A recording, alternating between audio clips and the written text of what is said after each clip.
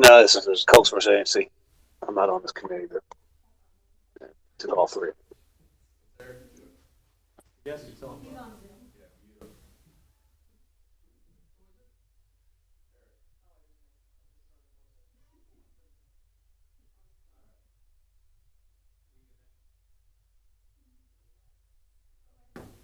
Okay. I'd like to call to order the October 14, 2024, 21-25 Coastal Resiliency and Restoration Committee.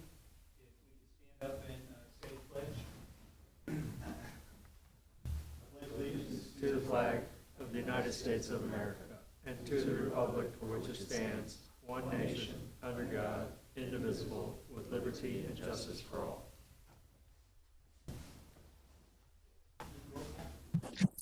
Chairman Carl Roth. Present. Vice Chairman Chris Leeds. Present. Member Darrell Rose. Let the record show that Member Darrell Rose is absent from tonight's meeting. Member Linda Rodriguez. Here. Member Ron Padova. Let the record show that Member Ron Padova is also absent from tonight's meeting. Member Alan Rose. Here. Member Devin Aaron. Here. Thank you. Do we have any comments from the general public? Okay, good deal. Well, given the events of the last couple weeks, I'm sure everybody's pretty busy and there's lots of distractions. So the one thing that is certain is that our purpose in life is that much more front and center on needing to accomplish things when you drive around the city. So I think there's any questions that we've had when we started have now been answered, since this event is certainly significant from anything that I'm aware of in recent history. So what I wanted to do, we kind of were getting started at the last meeting. I'm not sure everybody's familiarity with working in a committee environment. I mean, we've seen boards here in the city, but I'm not aware of, I have not seen any committees operate here. But our focus is fairly clear as far as what we're supposed to be working on under the guise of the resolution that was passed. So I think we should be focused on those things, but then there's the mechanics of the committee. As a committee, I'm not sure everybody's background, so if I'm being perfunctory, I apologize. But just to make sure that we're operating effectively and are accomplishing the things that we need to do is most important.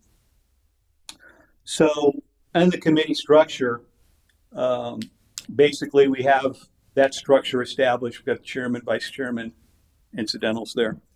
I'd like to run a fairly casual meeting. So if everybody's comfortable on a first name basis, I would prefer to do that because this is a working group in my opinion. As far as mechanics, certainly since we cannot meet unless there's a public forum, if there's things that we need to do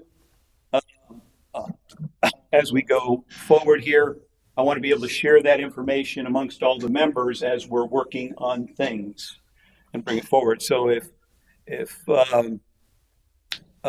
my task is to do something, I discover something next week, I want to be able to share that with you so you know what's going on, at least in that world. So I don't want to be an information hog until we get to the next meeting because that's going to slow progress. So I want that relatively real time.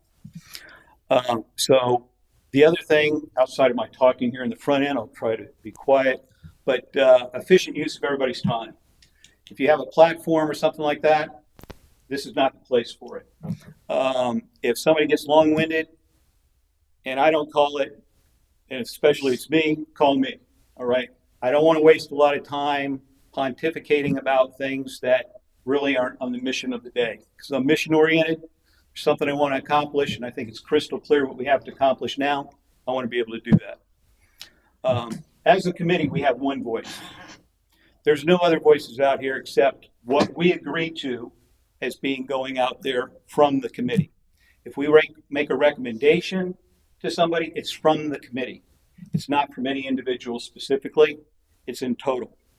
And we have to agree to that. If somebody's going to be having a conversation with Pasco County, the mission of what we want to accomplish with Pasco County is discussed here, and then who has that charge is going to go take care of that because that's their obligation to follow through on. All right, nothing else. So one voice and the communications between the meetings I talked about, so we're not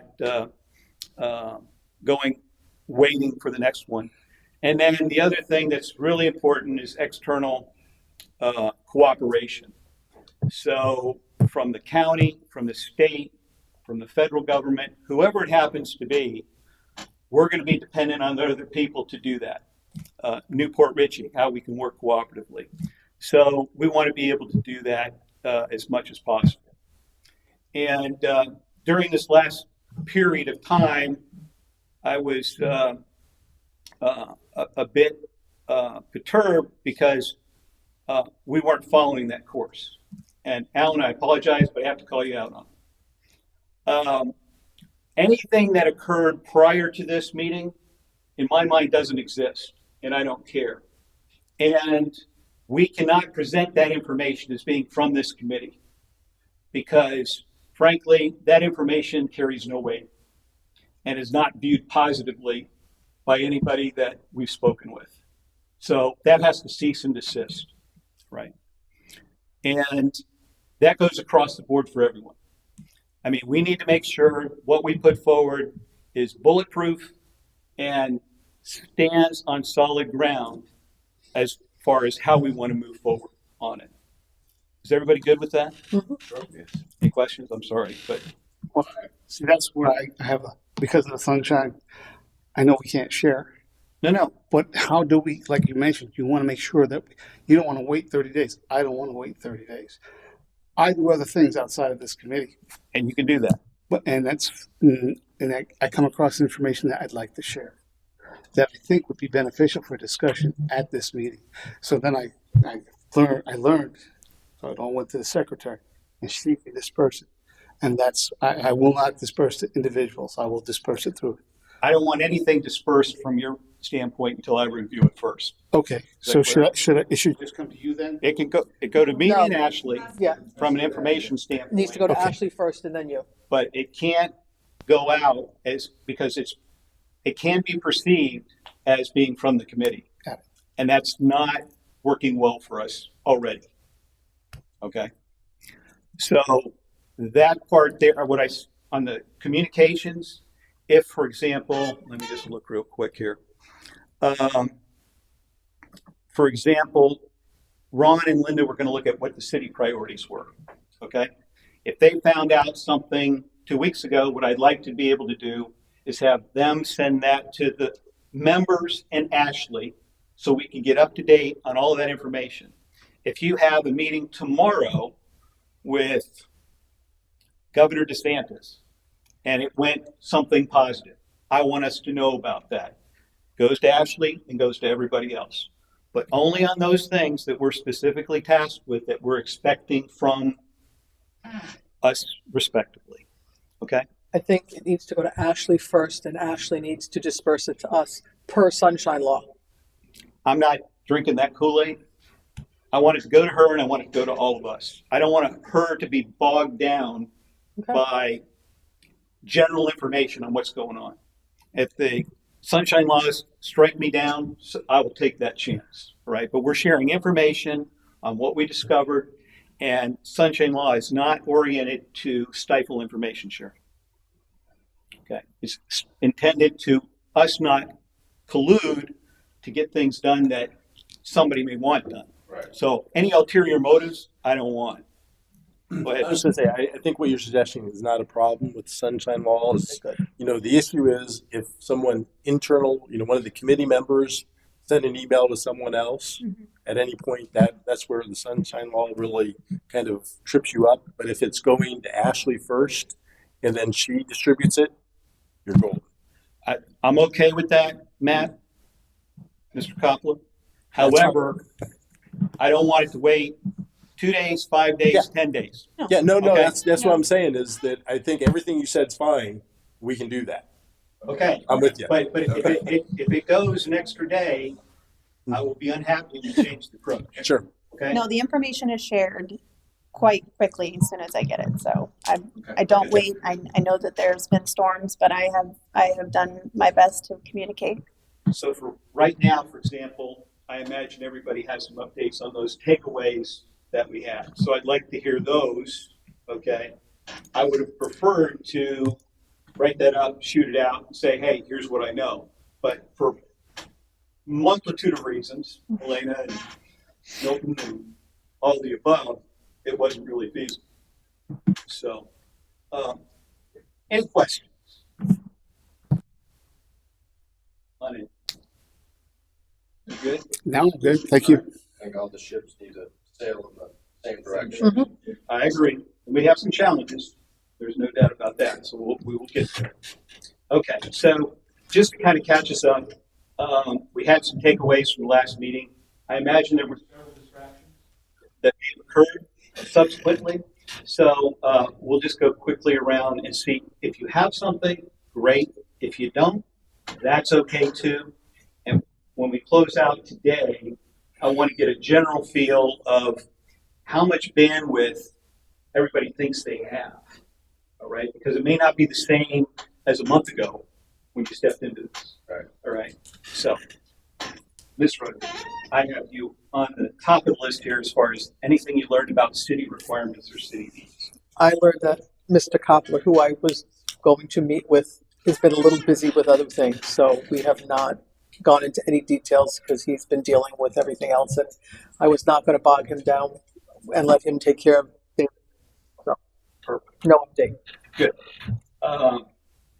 Aaron, on the permit piece, you were going to take a look at. I haven't reached back out to DEP because everything, all the craziness going on. I haven't reached back out to DEP quite yet, but I did have a meeting with Matt, and I was speaking to him about maybe some of the things we could do with the spoils and things like that to try to understand that process better. And if there was like a homegrown approach that we could maybe do, or if it was better to maybe do, more of like a federalized thing where we go to the, the county and the state and we figure that out. And that's probably the approach that we need to do, because doing a smaller cleanup is really difficult to do and quite a small impact, to be honest with you. We need something more large scale, and especially after what sort of happened, it's fresh in everybody's brains here that we really need to do something a little different, because we're in a very flat, low-lying area across the board, all of Florida, and even inland Pasco County.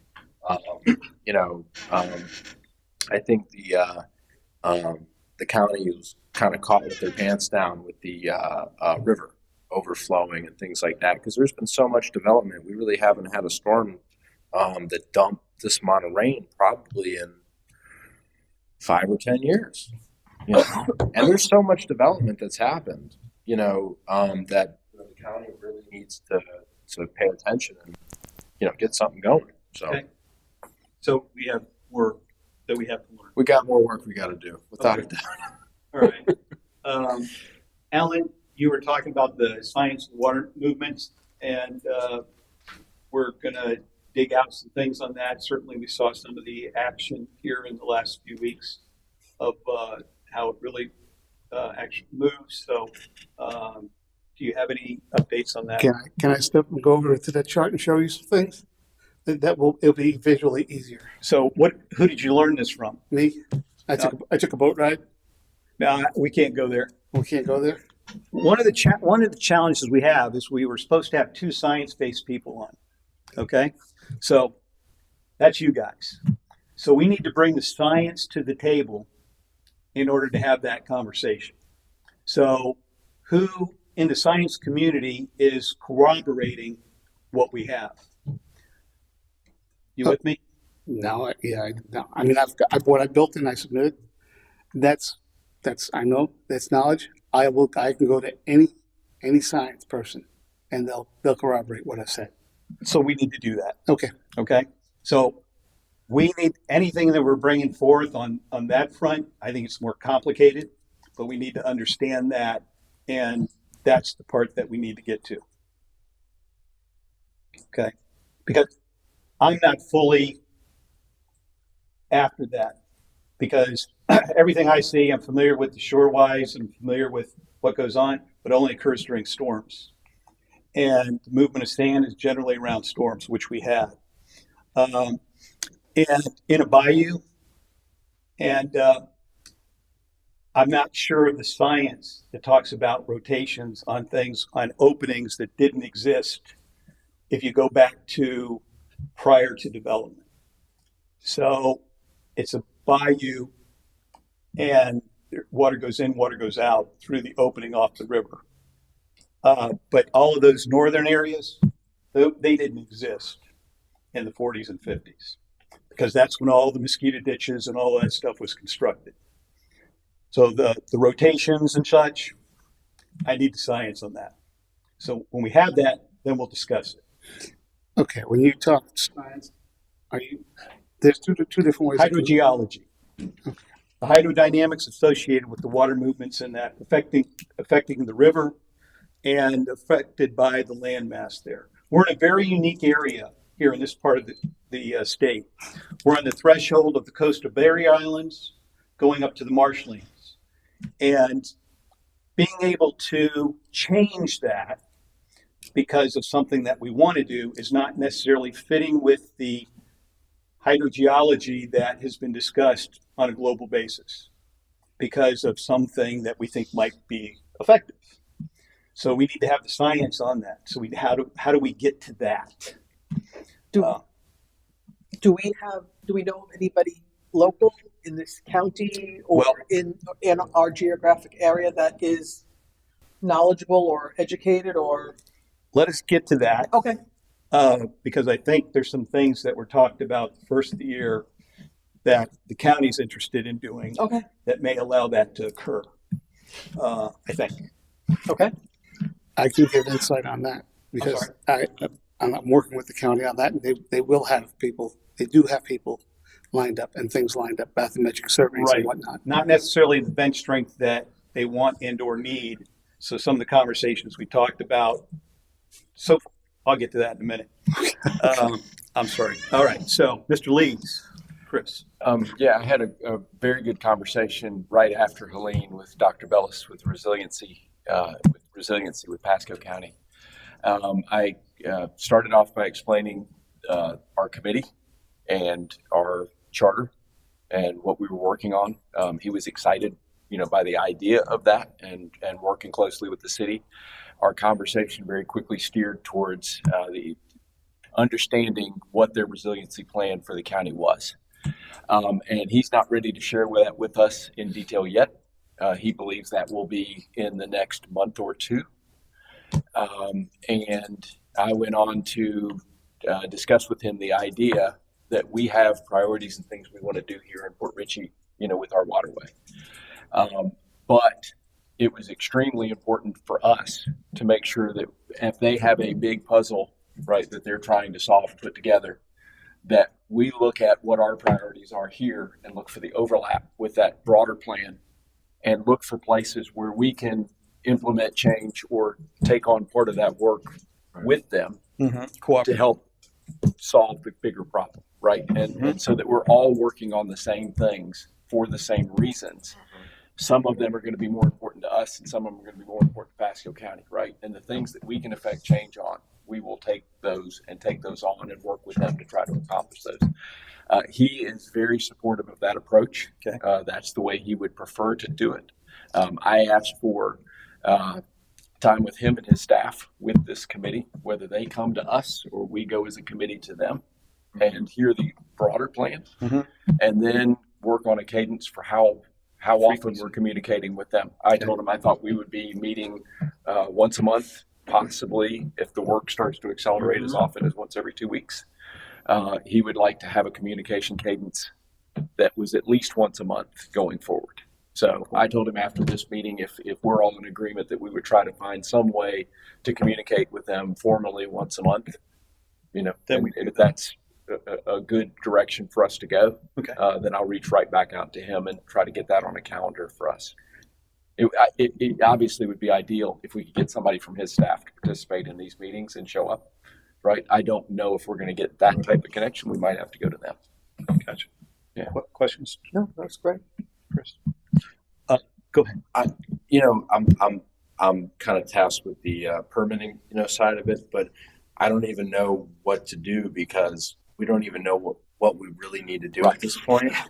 Because we're going to get to that. And it's so and I don't even think because we don't know what kind of grants and things like that. I wonder if the federal government's going to even just overlook this completely and just, we're not Ukraine and we're not Israel, so it's like we're, and this is a normal thing that happens in Florida. This has been happening since the dawn of life here, so I'm curious what, monies will be available for what and the bigger, broader, picture. So, doing a little sand digging experiment, in the canals is, futile, So, Well, yeah, I think remember these things that we launched off of was from our first meeting. Right. Really didn't have anything specific, but I wanted to give everybody the opportunity to provide that feedback.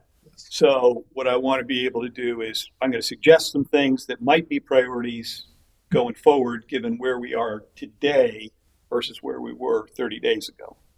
So, and I would add, I think permitting, right, and that end of it, if we can figure out, with the county and say, hey, there's some things we would really like to do early. We would love some shovel-ready projects, right? I hate that term, but it's appropriate. We would love some things that we can go and start working on now, right? And I talked to Dr. Bellis very bluntly about the fundraising side of it, right? Where is the money going to come from? And so that's something they're addressing in their plan. Probably something we're going to be able to help push to. But if they gave us something and said, hey, we don't have time to start this yet, but it's right there in your waterway, and if let's just, for example, say it's dredging, I would love for us to say, yep, we'll take that on. Yeah. And if you can get us funding, we'll start chasing the permitting side of it. We'll chase the DEP side of it, right? So I think that's nice. Right. Yeah. Once we see their bigger picture, I think we can start saying, yeah, we have common interest in these things right here. We would like to help push in those directions. Sure. So I think that's how I would see it working. So question, did he make any references to how they were coordinating with the state? No. Did not. That was part of Okay. I asked as many questions as I could. Sure. He said, hey, we're very anxious to share the plan with you. It's not ready, for public distribution yet. Okay. All right. That was a discussion I wanted to get in on. That is that's something between us and the city and the county. The county can get an overriding for our 24 miles of coastline, a joint permit, and they can bring you in under that permit. Right. As long as you've discussed what the items are. Yeah. And so that might expedite a permitting. It's that what do we want to do question that Right. is the Right. hard one. Yeah. And what can we afford and who's paying for it? Right. Well, Right. yeah, all of those things. So on that segue, thank you very much.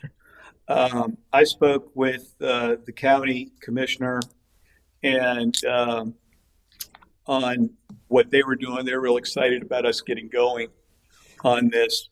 And they put me in touch, if you recall. See, I'm trying to remember who all went. I know Dave did and Devin did to the county meeting. They had their grant person. They have a new grant person that's on board that's supposed to be pretty savvy. She wanted to come to the meeting, but I thought, well, we're still kind of putting our feet in the ground. We won't worry about that right this moment, just to get a chance to meet her and find out what they're doing. And I think Bellis is aware of her. So the county was really pumped about us doing things, and it kind of fits into what Chris was talking about as far as how do we work cooperatively on that moving forward. So one of the things that the county asked for was how we could help getting Newport Richey engaged. Because they're not as fully engaged. And that way we've got the whole river basis covered from the two cities and the county. So at our first meeting that I think we did the readout to the council, a member from Newport Richey approached me about their information. So I got the information to them. They used that information to formulate their committee. So we just need to get traction with them moving forward. I think they'll be happy on that front. So the three of us all go in lockstep, in addition to the other state and federal entities. The other thing, sent a note, and I believe Matt had sent out a letter to Audubon. I don't know if we've heard anything back, but maybe just by virtue of the times, we'll probably have to do a follow-up on that. But Charles Lee is who we were liaising with at the first of the year, because they have the land south of the riverfront, engaging them. They're very interested. The other thing, the state park. I mean, when we get the state park, us and Audubon together, we have about 25% of the waterfront along Pasco County. So by having those entities working with us, that would be a real strong statement as far as moving forward. And if you're familiar with Werner Boyce at all, they have a bunch of restoration projects that they're trying to do. A lot of them work in progress, but they're not there yet. Technical problem is that the local resources at the park are not very engaging. So what I was needing to do is escalate up to the Tallahassee level and get the appropriate engagement there. So either Tallahassee engages or there's communications to the local person to engage more rigorously. I don't think that's going to be the case given the history. So I'm going to find out who we get from the park side of DEP to engage more fastidiously moving forward. But actually that segues into, I think, the conversation, a question you had, kind of where we need to go on the technical side. I made reference at the last meeting what Houston with Waterway was doing. They were engaging a technical advisory committee, and they were getting all the science types on board to do that. However, they're limited in their resources and capabilities and bandwidth, how much they have. The county, they haven't got to that level yet. But when floated that idea with them, they're real excited about that because they know there's limited resources from Swift Mud, DEP, NOAA, Army Corps, you pick it, all right? So this may be associated with it on a broader scale, but I think if we liaise with the county on saying, let's get this together, okay? Because this is a conversation we had back in January. The thought was kind of going where, Alan, I think your intention is that let's get the subject matter experts together, maybe prematurely to an extent, but they know this landscape better than any of us. They know how it works. They know the water quality issues. They know the hydrology. They know, and there's resources we're not even aware of. All right. Let's form a committee that the county, the cities, maybe the Metro Tampa planning area all engage with and use effectively. Maybe they meet on a quarterly basis. I don't know. But if we do that, because the struggle we've had for the 4 years that PAB has been doing this is, what do we restore to? Is it 1950? Is it 1980? Is it 1920? What do we restore to? So these folks would be able to help us find that answer. I don't know if anybody really knows the answer, but with the right experts in the room, I think we can find the right answer. And then, even if we think this is right, we start marshaling our resources to that end, and all the other cats and dogs that come along that we have to work, that any one of us can work, but we have some wisdom, I guess you could say, or more wisdom than sits on at this seat, I can tell you. But they were real excited about that concept and how to effectively use those types of resources that are out there and people know them, and they're known around. So and then we'll have a solid basis for whatever we choose to do. So that's my update. Any questions? In regards to Werner Boyce, Yes. you talked to somebody, they wouldn't engage with us because I would like to go. I about a year and a half ago or so, I was involved with them and volunteering and going to their meetings and so on and so forth. And it just ran out of time with everything going on, and I could not. Honestly, their meetings coincided with council, so I obviously couldn't go. But I had a good relationship with them at the time, so I would be With the range? Yeah. Okay. Oh, yeah. That's Yeah. awesome. So if I would be more than willing to go and talk to him. See if he can do some schmooze. He was very motivated when I talked. And there's a biologist down at Caladesi Uh-huh. that would be probably a great cookie for us to tap into, maybe early. All right. And he made reference to her as I was saluting the flag. When can we do this? But then it went cold. And then I had some conversations with the county. And that's where the cooperation piece was questionable. So if we have some channels that we can work, I'm all over that. Because all I want to do, my mission, is get this job moving. I mean, to be honest, when I was on a kayak tour with them, that's how this all started. And when they found out I was on council, it was like they were like trying to draw me in, and I went. But then again, it kind of the timing didn't coincide with the meeting. So, but I will be glad. If you to want go. to try to do a reach out, I Yeah, have his if name. you don't mind, I could. I don't remember his name either, but I know. I've got it. I can. There's two girls and I'll a guy. send it out. So, yeah, And, I'd be glad to Okay. at least see. I mean, even if they just come and, like you said, we coordinate, and then when we get the Audubon, putting all three. When I spoke to them, when I was going to the meetings about a year ago, so they were very much into restoring the park, keeping it a natural park, but restoring it, but also building their people, their visitor clientele. Yes. Like they Right. wanted to.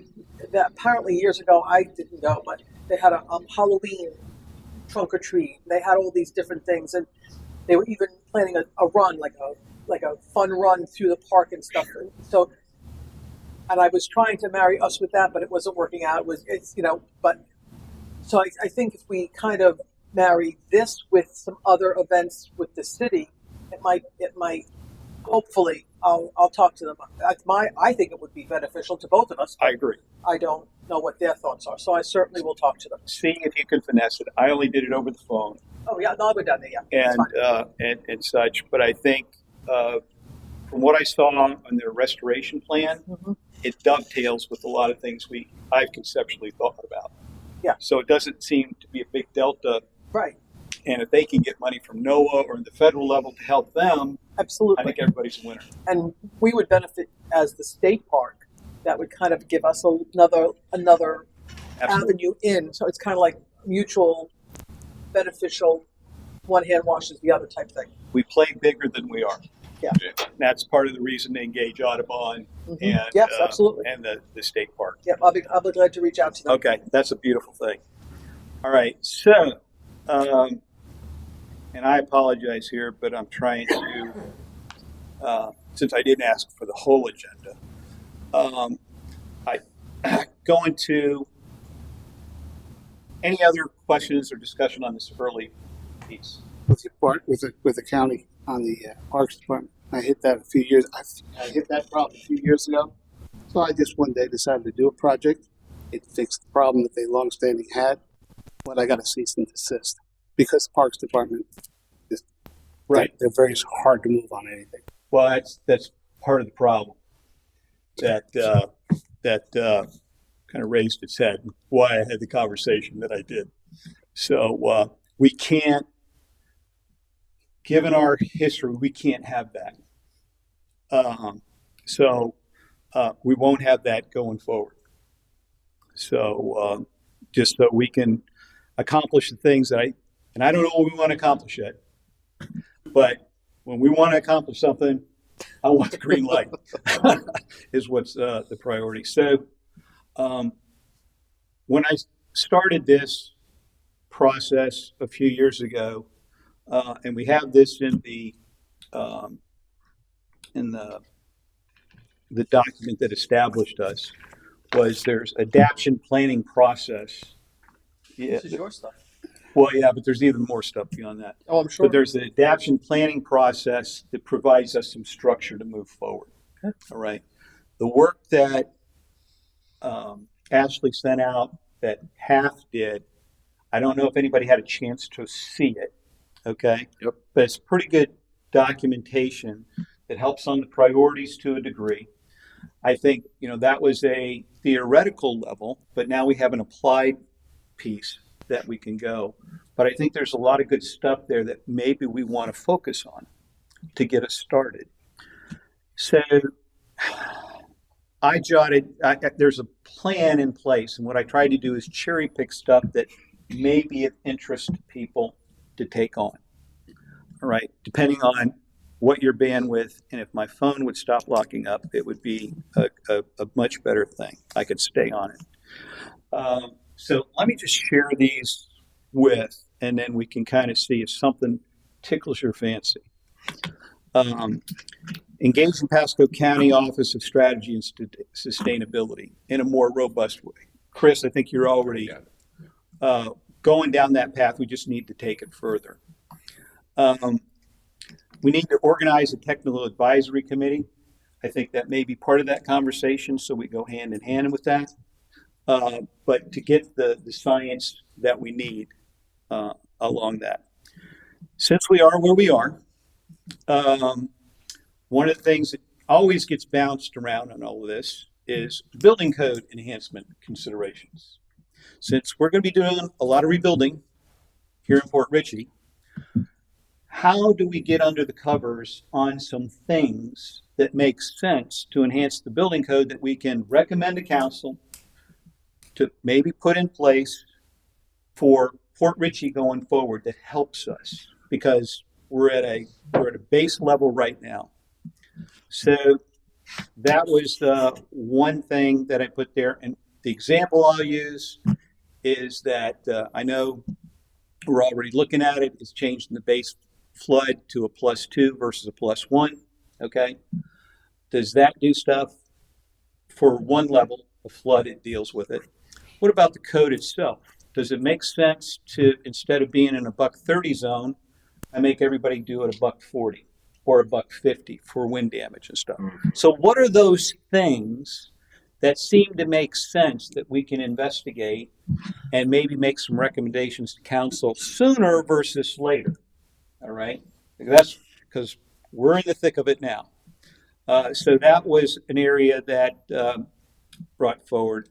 The other is there may be redevelopment where people are changing things.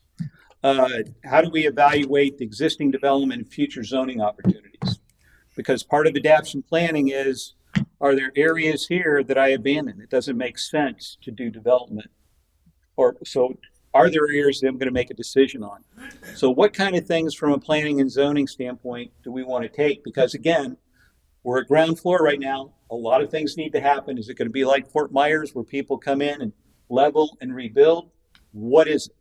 Okay, so what type of standards do we want to put in place, or do we believe are important that we should be doing now and not dumping on a developer in a year's time? All right, or somebody that wants to do something. I think the critical city infrastructure piece is important. HAP has a lot of that, but we may have learned things over the last several weeks.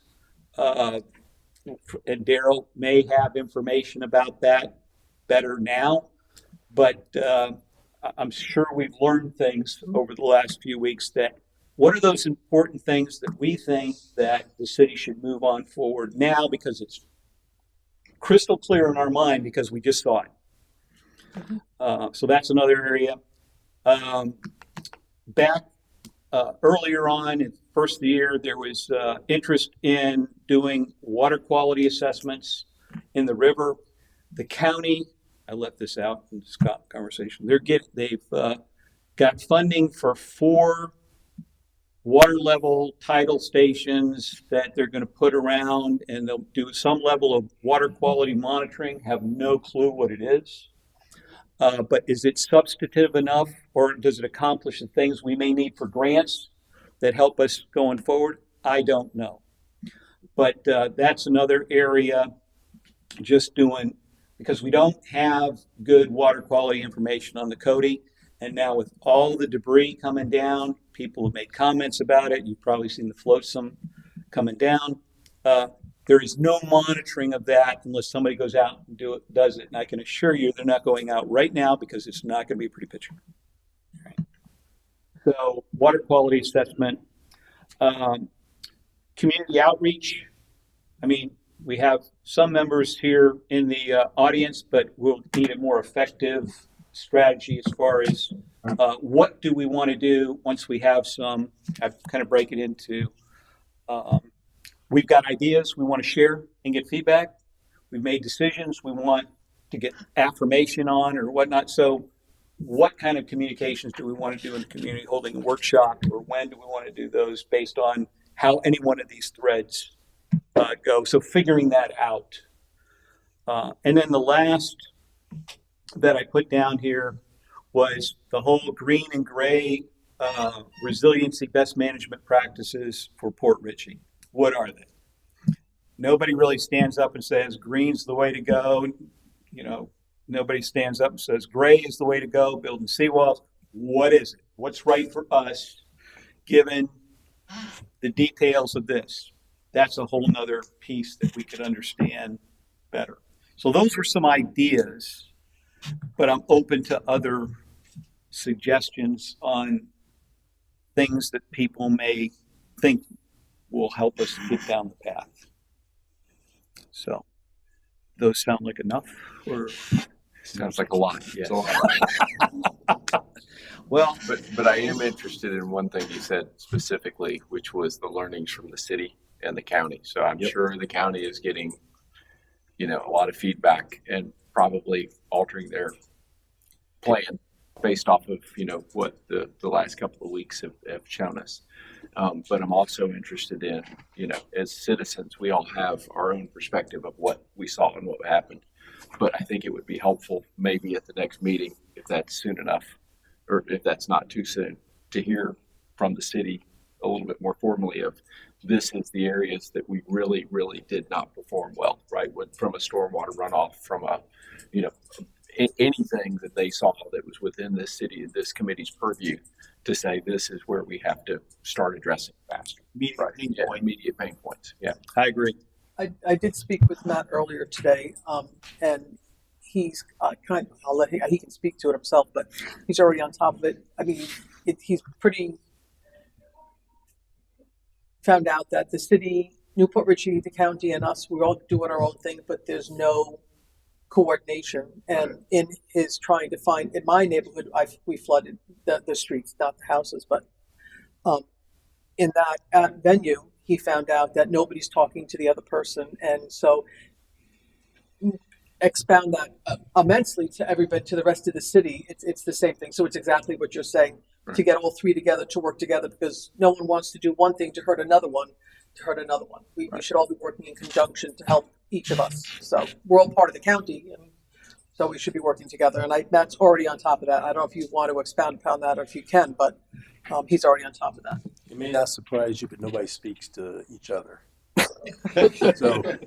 So no one really knows what's going on out there as it relates to the way drainage happens in our part of the county.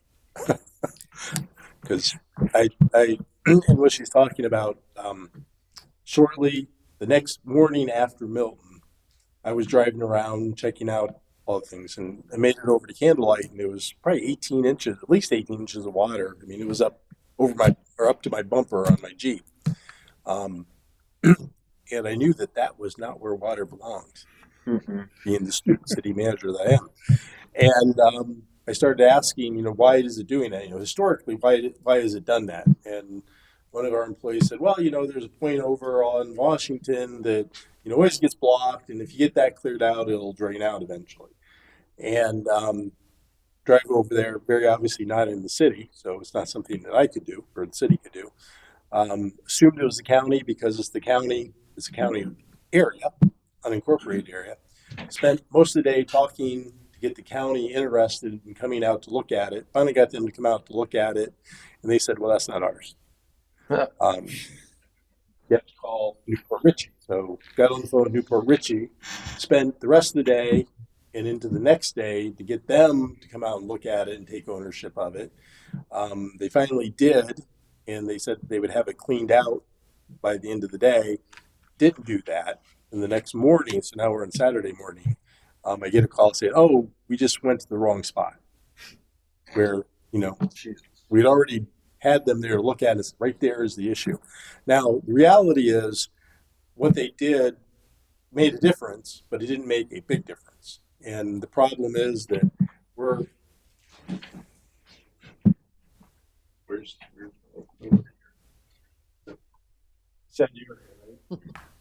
right here, like in find Washington, is where all that down here is all where that pinch point is, and it goes out here to the river. And I'll tell you, I walked most of this area in Newport Richie, and it's a mess. I mean, we have a channel that's probably this wide, covered with a lot of growth. But we are draining effectively from that point here, all of this area here, which was competing with the pond.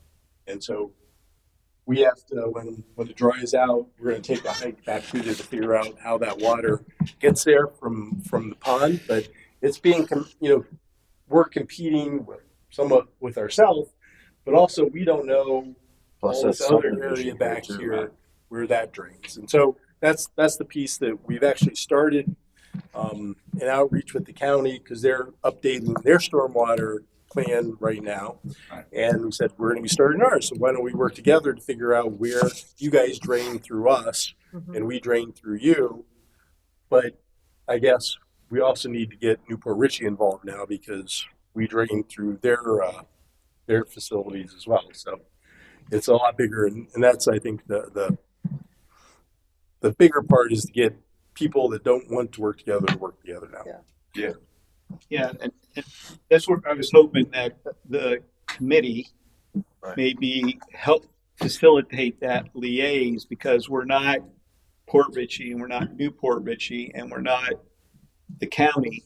So if we can get some traction around that, because I know the county stormwater is not till next year as far as completing that. But sidebar conversations, there's not great hopes in that. So I think, I'm sorry. There's something about all of this that we're hearing here. I haven't met a waterways management specialist in the county yet.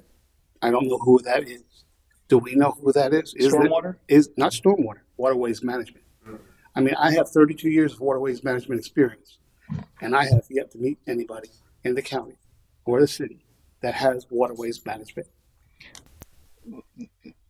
There's a number of interesting things on the waterways. For example, I was looking, just out of curiosity, why the Cody River isn't designated as a floodway. There's different development rules associated with a floodway than there is with a non-floodway. Are those important for us to consider? I don't know. All right. So, but having somebody that's more expert in that area maybe can say, because there's certainly, when you have these federal level designations, it means something as far as what you do and don't do. If that's acceptable to the city or the community, that's one thing.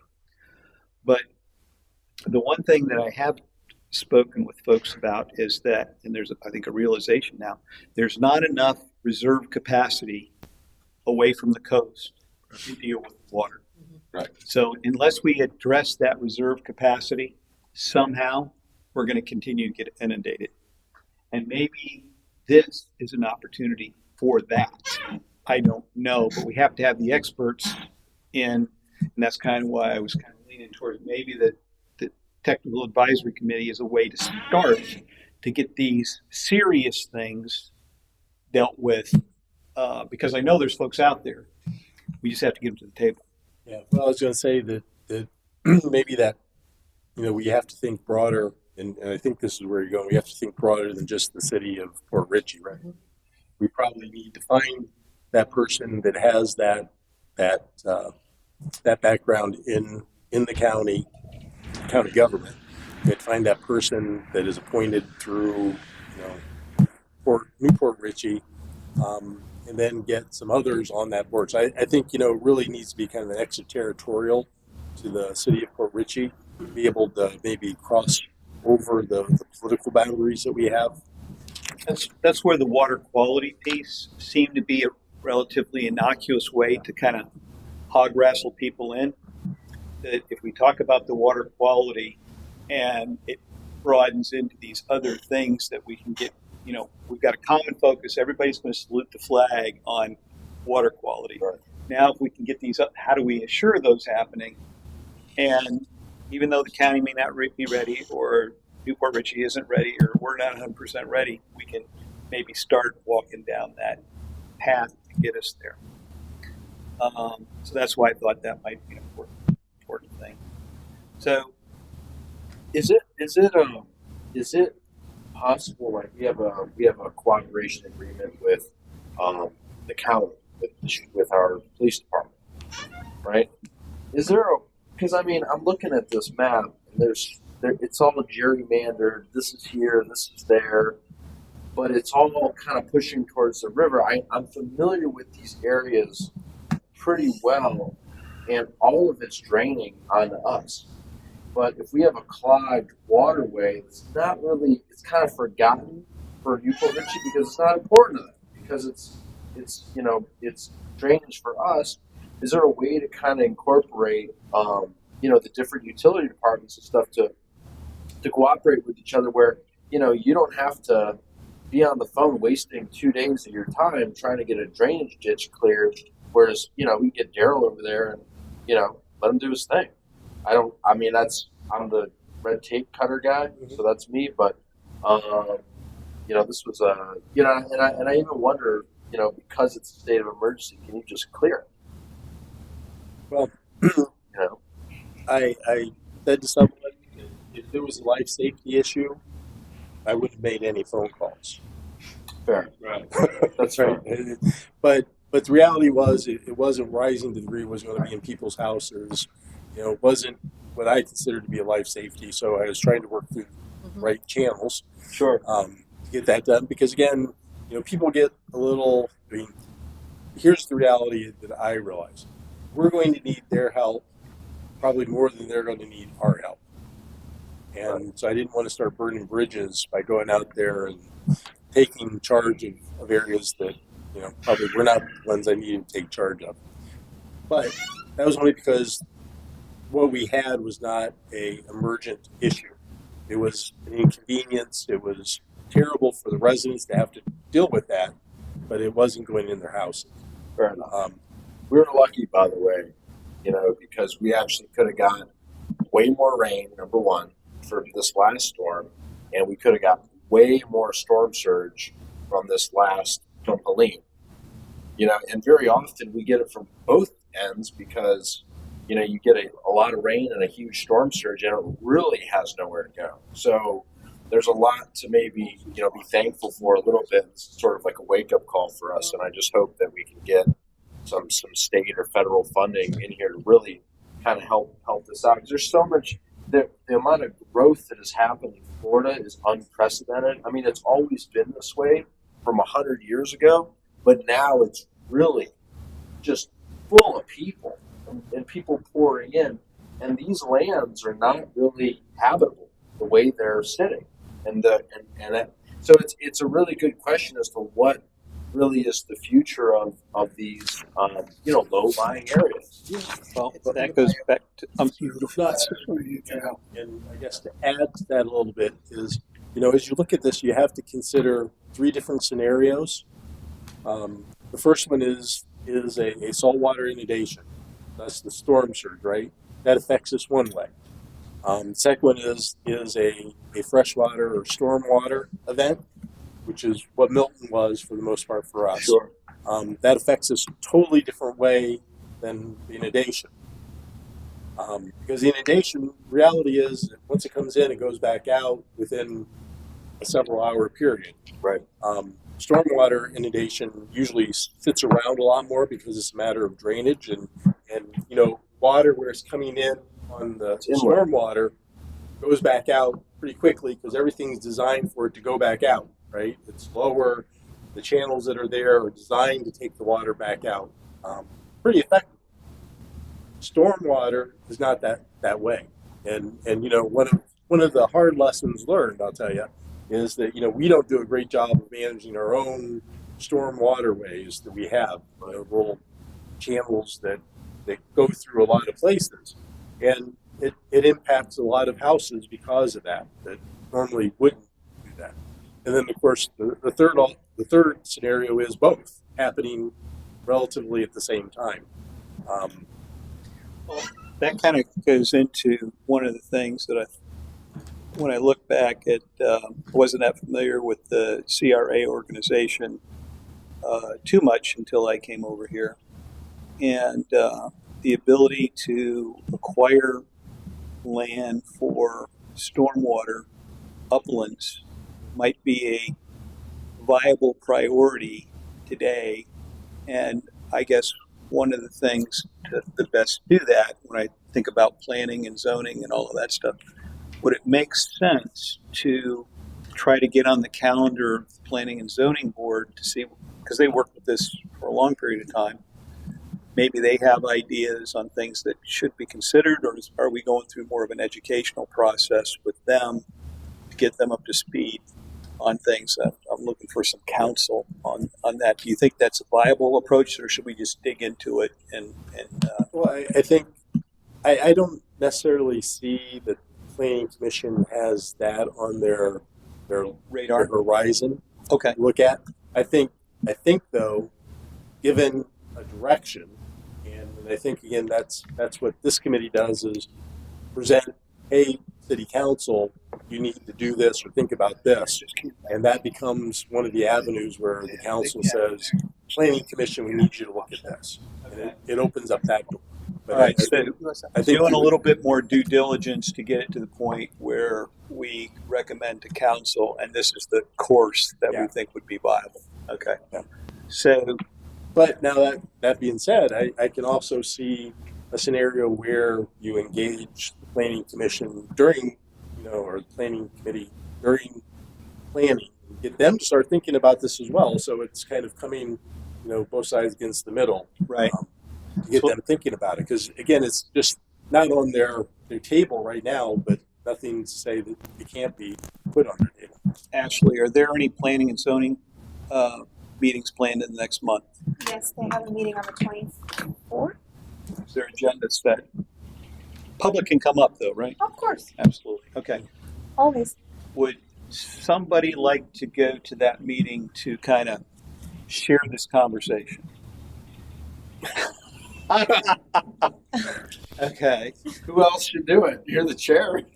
Well, no, I mean, want to make sure everybody has opportunities here for stuff, because as I talked about at the beginning of the meeting, everybody's got so much bandwidth through all of the things that have gone on. That would be fine. But I want to make sure this seems like a relatively straightforward thing, to do, to at least have some initial conversations to say, are you guys thinking about this? Okay. Has anything come to mind? Because what we're thinking about is maybe designating land for broader water storage capabilities, so we're not adversely impacting the downstream, and we create more of a buffer and insist on the same thing from the county and Newport Richey and or the state. So for the park, for example, if we could create things that would hold water rather than schlepping it out, and I don't even know what those things are, but starting to have those conversations is what I'm thinking about. I don't think we have to have the answer today. We're looking to talk to smart people that may have ideas that take us to the next step, take it to the next step, to the next step. How about the capacity of our current water? How can we increase the capacity? That's exactly where I'm going, because I bet if we went to the county today with their stormwater assessment and we asked them, how much capacity, upland capacity do you have for stormwater? I would bet you there would be that answer. Okay? And given what we know today in Zephyr Hills, Trinity, Wesley Chapel, where they have flooding in all the new development, and who knows, fortunately Angeline's not built out yet, all right? But is that upland capacity, is it measurable? Is it quantifiable? And what will it deal with other than an arbitrary number? So those initial conversations can be had. And again, I think it's just a matter of taking that first step to start. So the county's big issues that's going to come down to us. The northern section is Bear Creek. They haven't addressed Bear Creek in ages. Then our river, they haven't addressed our river. Our river from 589 all the way down to Little Road basically doesn't exist. It's a wetlands. It hasn't been properly addressed, and that would improve their capacity. That will bring it all down to us.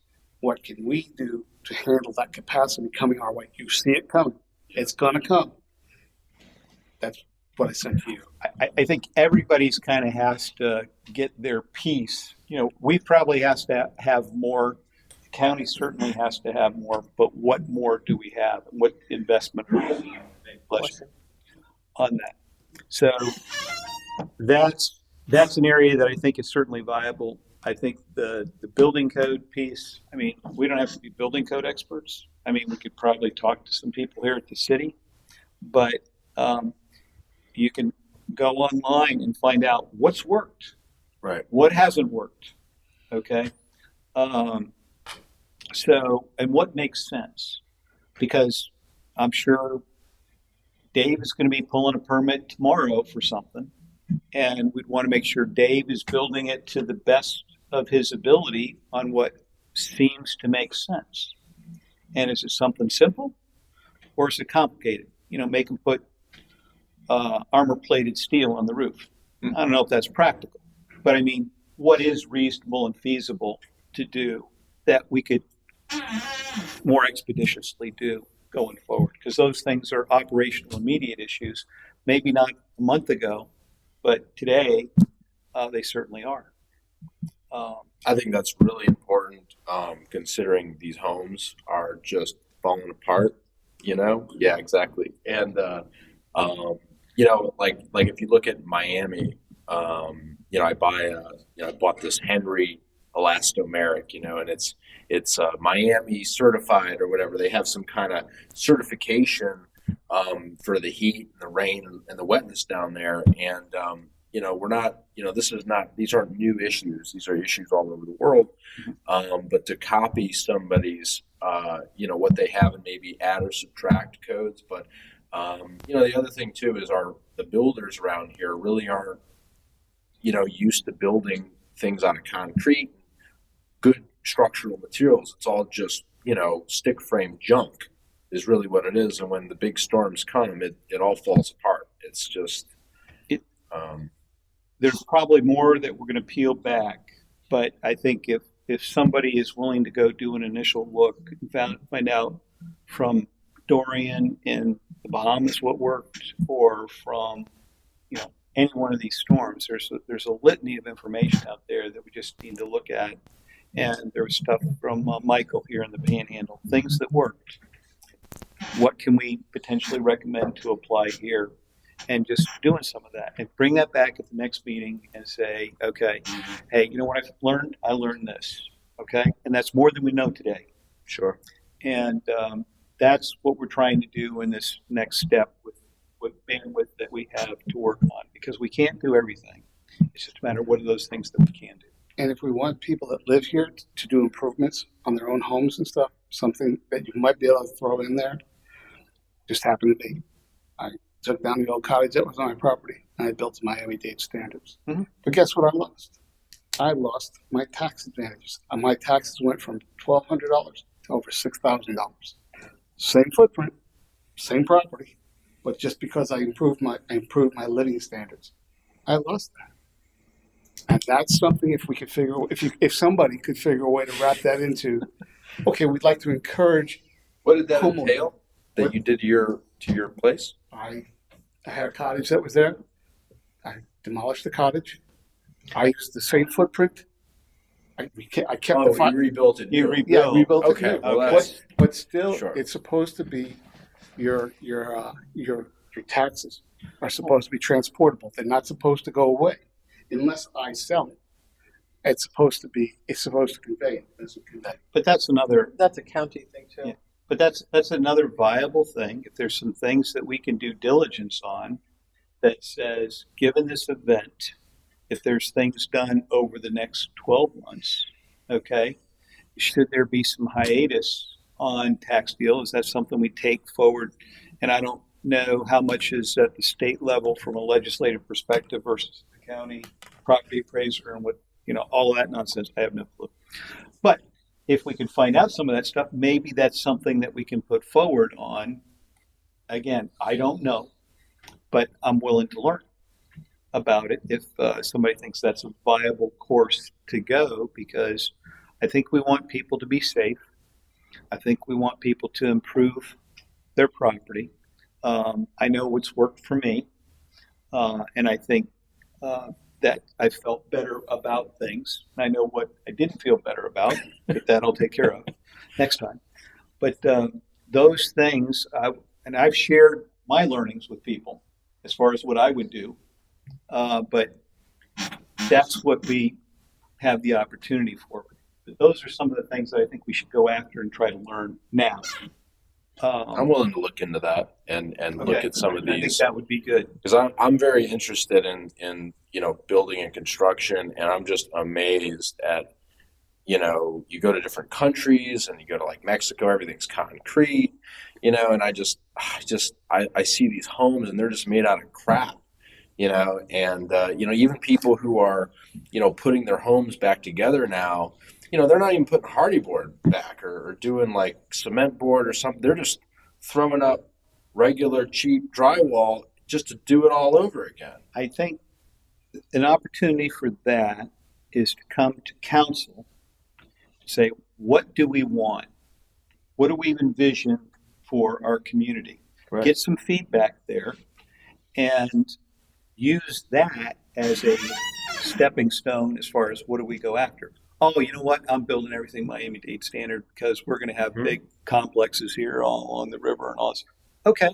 If that's along with what the city council envisions and the city manager, I think, that's what we ought to consider. So doing that due diligence to find out what makes sense, I think I'd is enjoy spot that on. quite a bit, actually. I Go think that's for it. great. All yours. All yours. Okay. You've got some tasks, right? You got some tasks. You're going after Porter Boys. Warner Boys. I just have to bring a professional, somebody that has a doctorate instead of me with 32 years.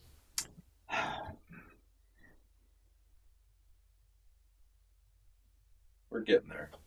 We'll get there. A little at a time. Well, You're fine. I think if we can use that as kind of a seed to find out who is in the know and who we should invite to a technical advisory committee, might be a good thing. I'm sorry. We have a water quality station at Brasher Park that is manned by USF, correct? No? I thought that got destroyed a couple Nope. years ago. No, didn't I it? used Brasher Park, and they just brought back the one that's up in the Also, Olsner. They just brought that back, so you have two. The counties, It's the Mike, you have something? Go for it. Mike Durant, 4927 Caney Court. I've been here about 4 years now, and I volunteered for 3 years at a partner that I think we're missing out on. That's the Electrical Marine Center off of Old Post Road, just to the north of our area of responsibility. We have Dr. Mark Butler, who's a marine biologist who runs the program. They do water testing, from my knowledge, for the last 30 years at their site and at Durney Key, which is a island, a spoil island that's owned by DEP, as of all spoil islands are. And yeah, they do the water testing every day. They have fourth graders all the way to 11th graders doing their marine biology projects. And I think there's a ton of information that we can get from them that would answer a lot of those questions. I don't know if a marine biologist can answer all those, or if you're looking more for a hydrodynamic engineer. But at least that could get one part of the ecology and water flow and all that. I think that's a great. I was going to segue into that in saying that since USF already has water quality stations, maybe going to USF and seeing if they have the person with the qualifications that we're looking for, They do. which is What are they testing for too? It's Well, another that's question. okay. Swift Mud has the water quality information. All right. Mike DeLisandro's got all kind of information. That information we ought to marry together. The challenge is the hodgepodge. Mhm. All right. So we can, but I think talking to him, I've got data, I can send it out as a starting point, but getting those resources together and starting to pull the water quality piece together is a viable thing. Yes. So Another be a great deal. Another thing would be FWC water testing. They conduct them weekly, and I can put you in touch with some officials, that are at that level as well. I really believe that the water quality piece is good glue to tie this together because nobody really knows anything about it. And I think if we're the glue that pulls the people together for that, to get those other levels of science to the table, I think water quality is a good mean. I'll take getting with Mike and tackling those two. Okay. Right, the EMS and FWC. Okay. Nice. Okay, cool. So we have some steps forward, and I'll come up with some things on my own here. So I can't commit right now. Brain's a little froggy. But I think that'll be a good first step for us to start going after some of that information. I would encourage, if you haven't done a detailed look at the HAP study, let's do a good read on that before the next meeting. Let's have some discussion about that as a topic. I don't have the energy right now for that unless there's some wisdoms that Matt wants to share. But One of the things, we'll have a meeting because I promised Linda that we would have that meeting. But I'll prepare a presentation from the city's perspective of the things that we learned in the last few weeks. oh, that would be super. So, Yep. Yeah. Perfect. Okay, that'd be another agenda item that would be very helpful that we can take some time on, because I think I kind of view this as a multi-stage process, but now with the storms, if there's things that we can get on the table sooner versus later and marry together and leverage resources, then we can make recommendations that much faster on things and the more detail that we can get to, the more that's going to help the city move faster on things, I hope. Because I always felt in all my conversations at the county level or at the other cities is that nobody's really far ahead of anybody else. So all we have to do is take that step and we'll be ahead. So I think that'll be a good thing. sounds like there's a lot of little islands working, but there's no boats that are going between them to talk. So I Yes. think that's Matt, like you said, Matt, yeah.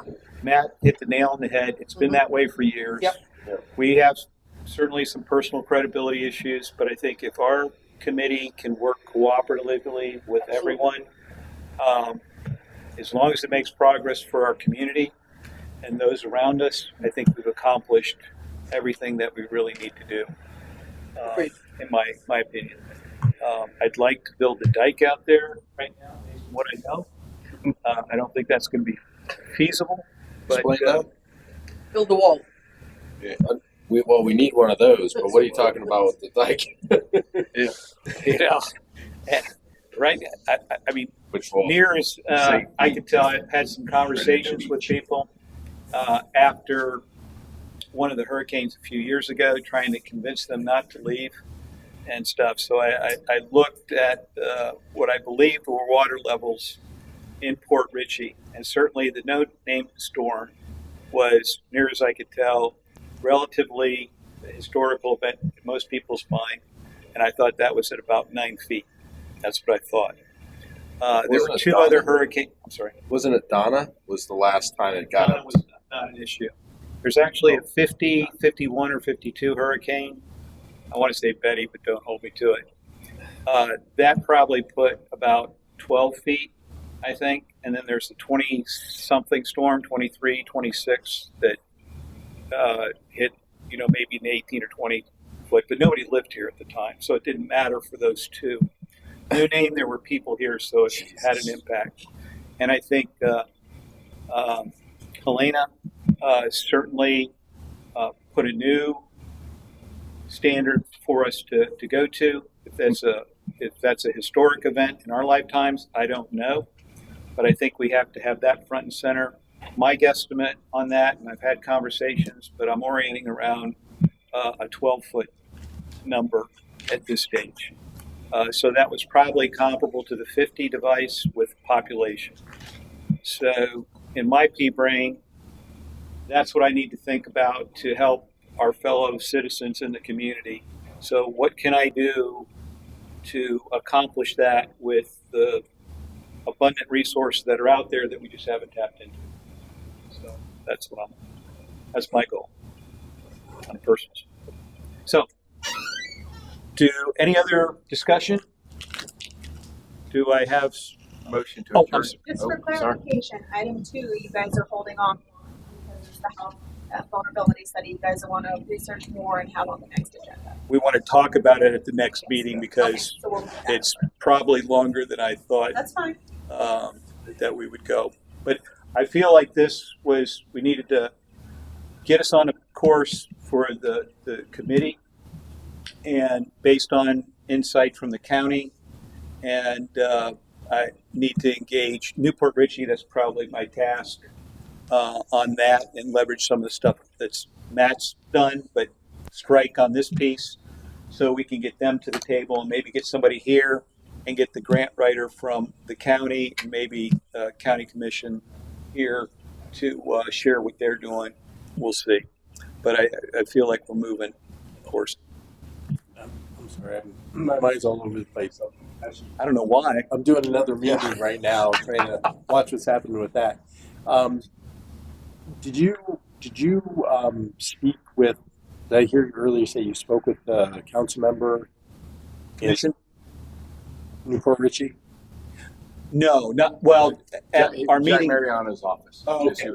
who- Well, Mariano- what I was going to say is Peter. I can't think of Peter's name. Altman?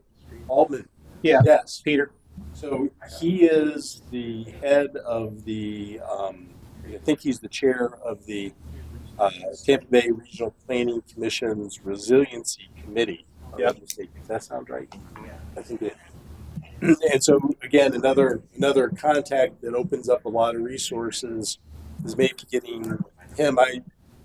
Last meeting I think I was at with Tampa Bay Regional Planning, I talked to him, and we were starting this committee, and we might be reaching out to him to have him come speak. Okay. And that may be the entree to get Newport Richey involved. Yeah.